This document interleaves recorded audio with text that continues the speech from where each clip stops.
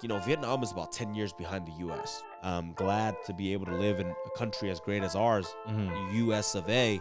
I don't want you to thank me. Yeah. I just want you to have a better day. My payroll for my coffee shops and boba shops, it's like $60,000 a month. What's up, guys? Welcome back to another fire episode of the Winners Club podcast, and I'm bringing you guys some real heat today. My name is Brian Tran, your host. I got my co-host over there, PJ Padua. What's up, guys? And here at the Winners Club podcast, where even when we don't win, we learn, and learning is a form of winning. And guys, I just got back from my Asia trip. I spent 6 days, actually a little bit less than 6 days in Asia. Very short trip, very jam-packed.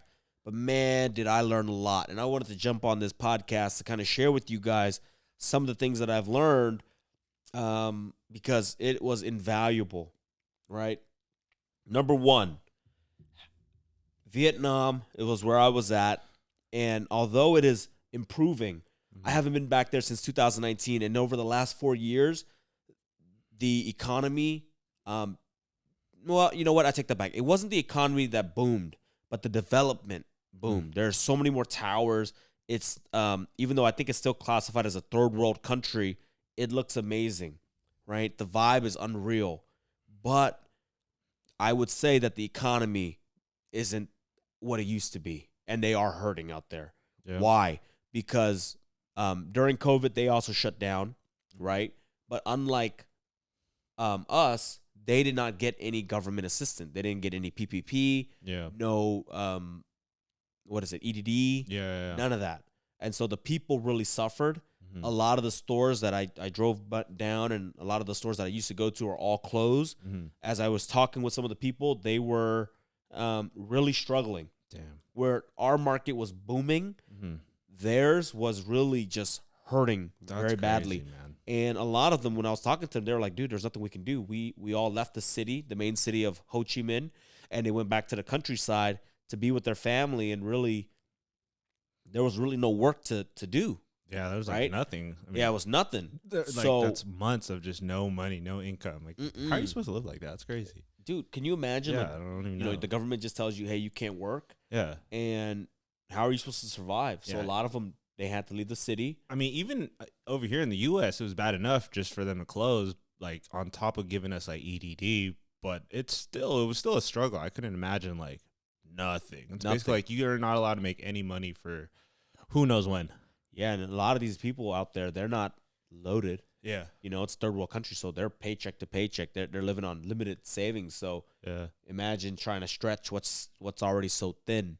It's crazy. So I was like listening to that, and I just like, man, I was so glad to be able to live in a country as great as ours, the U.S. of A, because of the opportunities and the government assistance that this country provides. So that's something that really brought a lot of, made me feel grateful. Yeah. Second thing that I learned was just in general, every time I go back to Vietnam, I always try to give back as much as I can, whether through my time, mostly through money, because when I go to the trip, I'm very short in terms of how much time I have, especially this trip. Yeah. I went there for business. As you guys may or may have not known, I am in the process of potentially buying a import-export business. And so part of the process of buying that business, I need to figure out if this is something that I'm even capable of doing. Yeah. So I went with the OG, the man who owns the company that I'm looking to acquire. I went with him. I went to go learn. So we literally landed, and we were in a car driving to the different factories and different manufacturing plants. I was in the car for like 15 hours. Damn, right off the plane? Right off the plane. We landed at 3:45, and we jumped in a car, and we drove to a city called Bac Lieu. Yeah. Which is 5 hours outside of Ho Chi Minh City. Because they don't drive fast there. Yeah. That's the thing. And there's not like highways, so you're driving through towns and stuff like that. So you can imagine it's not that comfortable of a ride. Jeez. Then from there, we drove like into another town. Like literally, the first day was like 11, 12 hours of driving. Yeah. Imagine driving to LA and back. That's what I did. So I rested. Then the next day we drove and looked at another factory, another 5-6 hours in the car. Actually, like another eight hours in the car. Yeah. And so that made up the bulk of my trip. But I was able to manage to squeeze in a day to visit the orphanage. Nice. And most of the orphanages out in Vietnam are temples. Okay. And so when we went out there, uh, again, a humbling experience, very eye opening. Again, I do this every year, but it hit harder this year because the kids that we were helping were the same age as my kids. Oh man, like, you know what I mean? So they're like, and it's like, but back then I was doing the same thing. Like back then the kids were the same, but it's different now that I'm a dad, I'm a father, and I'm like, dude, probably just because more years are going past. Yeah, I'm like, kids. Those they reminded me of my kids, and it's like, dude, how grateful my kids should be. Like they have 2 parents, they have everything they need. So one of the things that I'm gonna do is I'm gonna bring them back. Yeah. My kids will go to the orphanage. They will help. They will serve food or do whatever they can. Yeah. They need to see it. They need to witness this. And I hope that in doing so, they will understand like how good they have it and don't take anything for granted. 100%. Right? A lot of these kids were abandoned. A lot of them have special needs. Usually that's what happens. Like I think once a kid has a special need, they usually just drop them off at the temple's doorsteps. So we were able to give. We also helped some of the elderly people. And dude, it's so sad, man. It's like these kids got nothing to play with. Yeah, that's but tough. Themselves, their peers, and the stray dogs that were running around the temple. Yeah, that's tough, man. That's amazing to hear that you do that. The elderly people, man, like imagine a room with anywhere from 12 to 16 beds. So you don't have any privacy. Yeah. It's hot as hell. It's crazy, man. I don't know the exact Celsius to Fahrenheit conversion, but dude, I was sweating. Like, you can't just standing there, just like trying to move a couple bags around. I was leaking. Like, damn, like the humidity. I looked like I just got out of a shower. Like a sauna, huh? So you can imagine, like this orphanage isn't like a AC. Yeah. Even here, at least in the States, it's like the orphanage. It's like nice. You know, kind of decent. Okay. Yeah. Dude, it was. That's crazy. It's ugly. It sounds like everything you could imagine. Like it's pretty bad on the lower end. You know, I've been to worse. Yeah. This was probably one of the better temples. Okay. I've been to some that because this was still in the city. Yeah. So they get a little bit more donations and stuff like that. But I've been the one that I usually go to. I go a little bit further out. But again, short on time. There for work, so we just had to get it in, get it out. How was it like though? Like what are usually like the reactions of the kids? Are they? You know, the one thing I didn't like that the temple did, and I think they do this because it makes some people feel good when they give. Yeah. Was they line up the kids? Yeah. Or they sit them down in like a on the floor. Yeah. Basically, it's not like it's a classroom or anything. It's like they just sit on the floor, and then the Buddhist monk goes, "Well, this is blah blah blah. Yeah. He's gonna be giving you guys this today," and then all the kids kind of like say hi, thank you. Yeah. I'm like, I personally don't like that. The other temple I go to, I usually just drop off a bunch of stuff. Yeah. In like the back, and then I give money to the monk, and I go around with chocolate. Oh, and nice. I just give the kids. That's what I kind of like because I don't want them to be like. It kind of felt weird this time around. I'm not gonna lie. Like it's maybe because I don't crave the attention. I don't want these kids to be like, "Oh, thank you." Yeah. I'm like, dude. Kind of like I don't want you to thank me. Yeah. I just want you to have a better day. Yeah, for sure. You know, like I don't need the accolade. I don't need the acknowledgement that I'm the one who gave you this. Yeah. I just want you to, like, it's so sad already. It's like, I just want you guys to be happy for at least this brief moment in the week. And, yeah, man. So it's like, that's awesome. You think you got it bad. That's why I tell people all the time, you got to travel. Yeah. You got to get out of the country because once you leave the States, you realize how much better we have it. Yeah. The opportunities, the lifestyle. Yeah.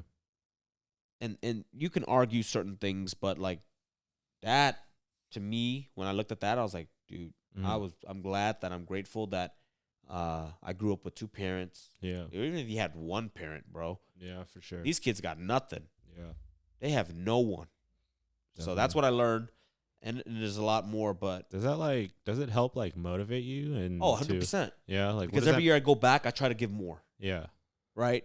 And so I'm not motivated by money, I would say. Yeah. But I'm motivated by the byproducts of what money can provide. Mm-hmm.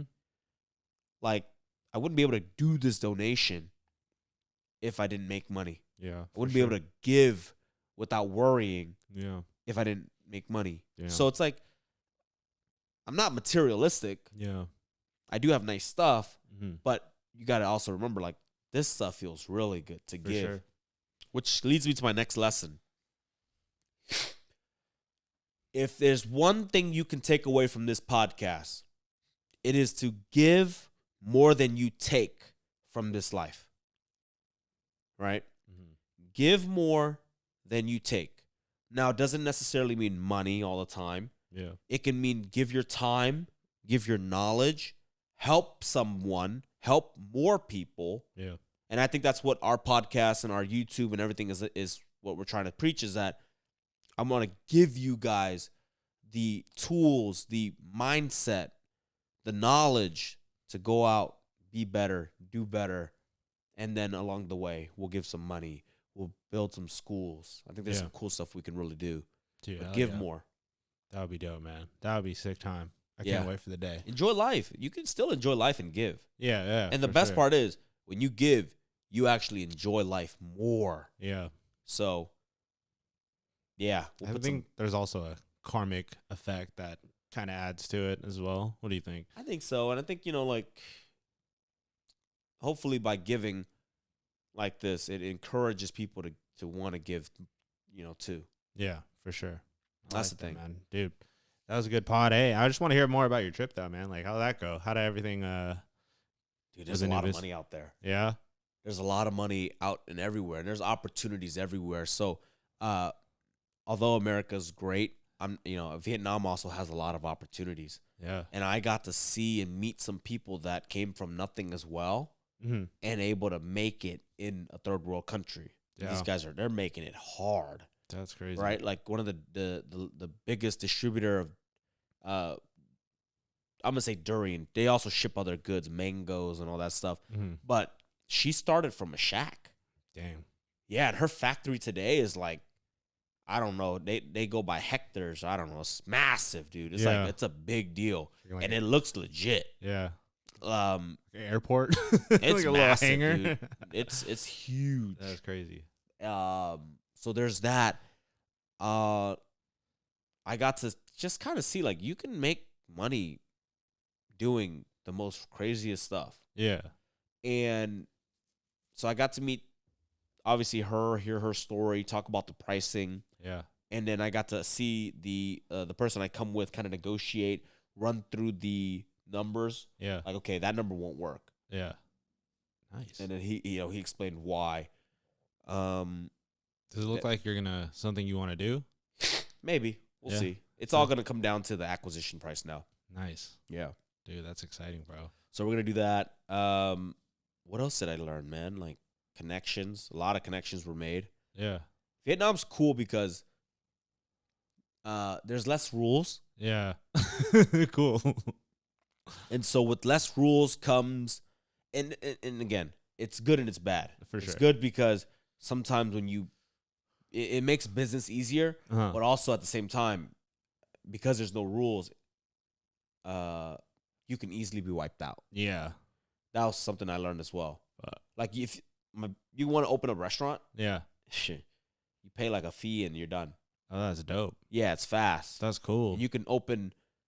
I was talking to one guy who opened. He has like at its peak, 36 rice plate restaurants. One of the biggest. Damn. COVID wiped out like half. Okay. More than half. He has 12 today. Yeah. He's doing all right. Trust me. He was always loaded. He's doing just fine. Yeah. But he was like, it's so hard for me to do it in America because he's also an American. He goes back and forth. He goes, it takes a year for me to open one store in America. Here I can open 3 a month. Damn. So that are they profitable? Like they would still be profitable, right? Like if you do in the big cities, I would assume. You make a little bit, like in comparison, you probably make a little bit less. Yeah. Because a rice plate out there, I think he was charging $4.50. Yeah. Right. The same rice plates at here would be like $20. 15, yeah. 15, 20. But also what I was learning over there is that your labor cost is significantly less. Yeah. I think on average, they make anywhere from $500 to $1,000 a month. Damn. a month, and that's like full time, Yeah. right? Whereas here, Dude, yeah. I mean, my payroll for my coffee shops and boba shops it's like $60,000 Yeah. a month. You know what I Yeah. mean? So it's significantly cheaper. Yeah. The other thing is food cost is cheaper, Mm-hmm. and also because I think like the initial startup of the restaurant, labor is cheaper. So therefore, like even building out a restaurant, it's a lot cheaper. Yeah. My buddy actually he just moved over there. He opened a bar. It's a sick bar. Mm-hmm. That same build out would have cost me $250,000 to $300,000 here in the States. Damn. He spent $40,000. Damn. That's a quarter of the cost. Like a little Yeah, more. so it's hard. I would say it's relative because imagine if you're only making $1,000, Yeah. and for you to save up $40,000, it'll probably take you just as long as for us to save up to $350. Yeah. But that's why, if you're like us, I'm thinking like, okay, well, instead of me opening up another Rise and Grind here, Yeah. putting out $250,000, why don't I take that $250,000 and go to Asia and open up 4, 5? Yeah. You know, 5, technically 5, Yeah. right? Nah. And probably make the same amount of money. Dude, hell yeah. I mean, you kind of like take away some costs in here, like with the labor and trade it off for the profit, and then kind of evens out. So I'm Dude. like, I'm not opening any more brick and mortars, but I'm just thinking like, if you know, for those of you guys listening, Yeah. sometimes that might be the play. That's some free knowledge, to be honest, because Yeah. I've never thought of that. But you're saying that it's been proven to be done. So A lot of the success too. The other thing I learned is like, you know, Vietnam is about 10 years behind the U.S. mm-hmm. What I mean by that is that they don't have a lot of the stuff that we do. That's pretty. The trend. Yeah. The trend is about 10 years behind That's the US. cool. So a lot of people that made it in Vietnam, Yeah. they just saw what was working in the States. They brought the ideal over Uh-huh. to Vietnam, and then they just made it work. Damn, that's cool. That's like a big advantage for like if you're an American.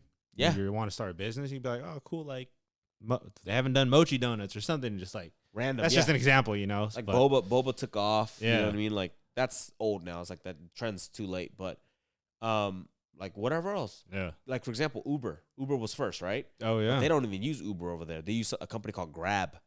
Yeah. Like somebody could probably make it Somebody better. copied Uber, brought it over to Asia. Grab is huge in Southeast Asia. Oh, is it? But you know, like I remember back in 2016 when we went over there, Yeah. I think Uber was still there, and then it got demolished. Like they Damn. lost all market share. That's super dope. They have DoorDash. They use Grab. Grab does everything. Yo, Grab there's Grab a smart does- guy out there, bro. Yeah, so Grab is basically all that into one. Dan's tight. I think it's a Malaysian company, yeah. but Somebody smart. Somebody super smart, bro. that just goes to show, like, you know, even so. Now the lesson here today is like, okay, you don't have to go to Vietnam, Yeah. but you don't also have to stay here in San Francisco Yeah. to do business, Yeah. right? Venture out to another state, Mhm. or something, like whatever it is. Dude. Think about that, and So and much that- opportunity. Yeah, so that's like a business opportunity in itself. Damn. Find a partner out there, bring the idea, and then maybe create something that can make you a lot of money. Dude, that's awesome, man. Well, let's wrap the podcast here. That was super awesome. If you guys enjoy this, please share it with 5 guests, man. We are growing, and we're constantly going to be pushing out fire content. So give us a like, give us a follow, drop some comments, and we'll see you in the next one. Peace. Peace out.